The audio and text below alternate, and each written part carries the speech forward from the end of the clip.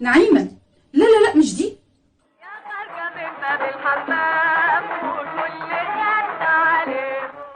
طول عمري وانا بتفرج على الاغنيه دي ببقى مستغربه قوي. انت متخيل انت داخل تاخد الدش بتاعك تخرج تلاقي الزفه دي؟ لا وتلاقي الشارع كله بيحتفل بيك كانك واحد راجع من المعركه ومنتصر. ده صحيح اللي اختشوا ماتوا. طب يا ترى مين اللي اختشوا ومين اللي ماتوا؟ عايز تعرف؟ خليك معايا.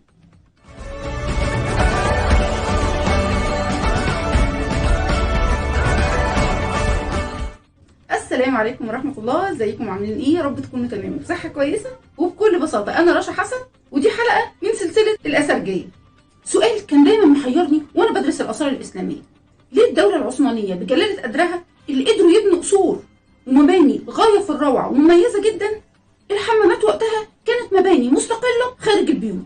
يعني ما كانوش عارفين يعملوا الحمامات التحفة دي جوه البيوت؟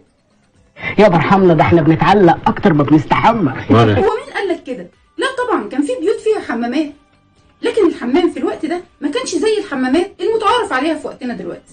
ده كان نادي اجتماعي يا لو حسين فهمي. ومنه خرجت اهم قرارات في الدولة. وكان بنى الحمامات ده ليه نظريات خاصة جدا عندهم. كانت اول نظرية عندهم ان الحمام لازم يتبني على مساحة شاسعة جدا يمكن ما تتوفرش ساعتها في البيوت. الناس دي كان عندهم كونسبت صحتي اولا. انت مش طبيعي، انت قيصري. فكان اهم حاجة لازم تتوفر في الحمام التهوية.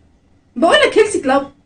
انت اللي ايه؟ انت اللي ايه؟ اللهم صل على حضرة النبي. انت جبت المعلومات دي منين؟ وما كانش الحموم في الوقت ده بالساهل كده، ده كان ليه ادوات ومعدات. شفت الليفة؟ الليفة ده عيل في الإعدادية يا جدع. دي الليفة الصغيرة. الصغيرة؟ عايز تشوف الليفة الكبيرة؟ نخلة. وكانت عادة ما بتصنع الحاجات دي من مادة النحاس، فطبعا ازعاج اوفر، فكان الاسهل لتخفيف الازعاج ده ان الحمام يكون بره البيت.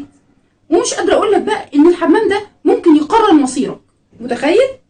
لان كل واحدة كانت عايزة تخطب لابنها او لاخوها تروح الحمام، تعين العروسة وتدي التمام، الجوازة تتم، تتوكل على الله وتتجوز، ومراتك تشتغل في الازرق تروح برضه الحمام. الله، علشان لو محسودة او مسحورة يحموها بالمية السخنة والملح اللي عليها يطلع، لان جوه الحمام هتلاقي استاف كامل في خدمتك، من اول الحمامي وده صاحب الحمام ومديره، المانجر، الليونجي ده الاسيستنت بقى، ده المساعد الاول للحمامي، وده كانت مهمته الفوط والهدوم والمشروبات. لان انا نسيت اقول لك ان الحمام ده كمان بيتقدم فيه مشروبات، اشي سخن وساقع. واول ما تدخل الحمام هتلاقي كمان المزين، وده ما كانش مهمته بس حلاقة الشعر، ده كمان بيعمل حجامة.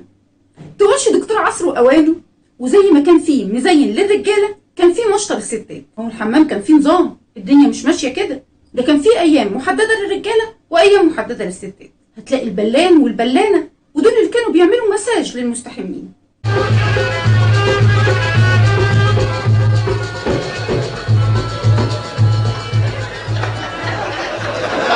البلان والبلانة يختلفوا تماما عن المكبساتي اللي كان برضو بيقوم بتدليك الجسم بس بطريقة ادفانسد شوية، مش بايديه كده وخلاص، لا ده بكيس التدليك.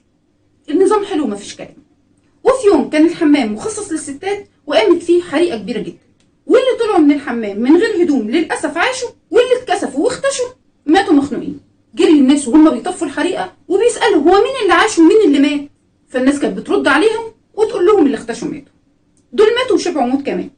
ودي كانت حكايتنا النهارده، يا رب تكون عجبتكم، واستنوني في حكايات حلوه كتير من الأثرجية. باي باي.